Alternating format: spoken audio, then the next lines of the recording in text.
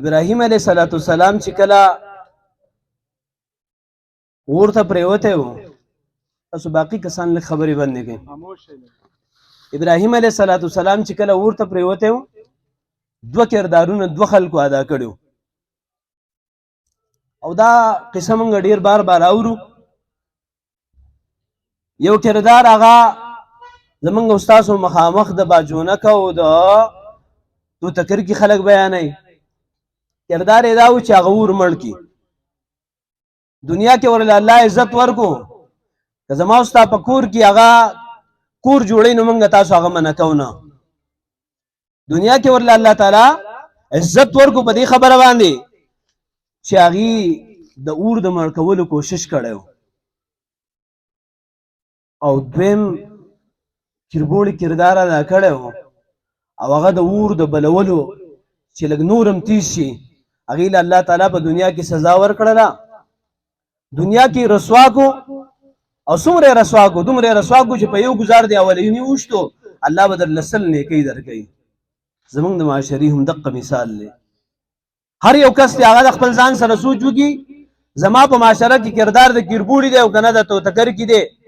کله چا کردار هغه د کربوړي دنیا کې هم ذلت دی، رسوایی ده، همیشه به سرخکته او که چرته کردار د توتکر کې او د باجونه کې دنیا کې به ان شاء الله تعالی سر اوچتي او سرخرو وي. الله تعالی دې مونږه د ذلت نه وساتي.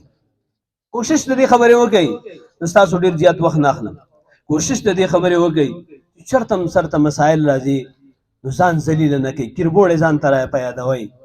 هر وخت کې ځان سره توتکر کې امر یادوي چې زما کردار کم پکار دی. د جرګي والا په باره کې به خبره وکم. عام خلکو ته به یو حدیث ویم. ابي هريره رضی الله تعالی عنہ فرمایي رسول الله صلی الله علیه وسلم اغي وینا وکړه. تاسو موږ استاد د معاشري د پاره زموږ استاد د پاره ډیر بهترین احادیث دي خو لګ ځان سره یاد ساتي. نبی کریم صلی الله علیه وسلم فرمایي عفوا عن نساء من نساء الناس، د خلکو پردو زنانو نزان وساتئ. څه مطلب؟ اغي د بیزت کولو نه، د اغي ته په غلط نظر کتلو نه. ولی تعفو نساءکم، تاسو زنانه به د الله پاک دامن وساتي. یو خبره د پیغمبر سلام ډیر معنا ده، سوچ بیا رسته کوي. وبروا اباءکم، د پلارانو سره نیکی کوي. تبرکم ابناؤکم، زامن بستاسو سره به نیکی وکي. او ومن اتاه اخوه متنسلا، چاته چې ورور راشي او هغه ورته دا وینا کوي یاره معافي درنه غواړم. دا خبره ډیره اهمه ده. چاته چې مسلمان راشي او دا ورته وینا وکي معافي درنه غواړم، فليقبل ذلك، دا معافي دې قبول کړي.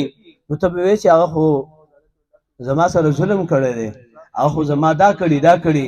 پیغمبر علیه السلام فرمایي معافی قبول کا محقا کانا او مبتلا، صحیح خبره کوي که غلطه خبره کوي معافی قبول کا. او که چرته ته دا معافی نه قبلې نو زما سره ګورې حوض کوثر ته چرته را نشي. ډېر ناشنا حدیث دی. د جرګې والا دا د ځان سره ولیکي دا یاد کړي چې د چا خواله ورځي نو دا حدیث ورته ووایه. پیغمبر علیه السلام فرمایي چې ورور درته راغی او تا ته وینا وکړله ما معاف کا، هغه په حق دی او که په باطله دی، هغه دروغ وایي او که هغه په رښتیا وایي، معافي ورته وکړو که معاف دې نه کوو. پیغمبر اسلام وایي زما سره حوض کوثر ته را نشي. د دې وجې نه زه به دا خبره کوم چې د خلکو سره نرمي کوئ، د خلکو سره معافي کوئ. معافي کول دا د الله تعالی خوښ دی. نبی کریم صلی الله علیه وسلم فرمایي چې څوک د خلکو سره نیکي کوي نو د دې نه به بد مرګ الله تعالی بچ کوي. څه مطلب؟ دې ته به په وخت هغه ځنکدن کې لا اله الا الله دا کلمه نصیب کیږي.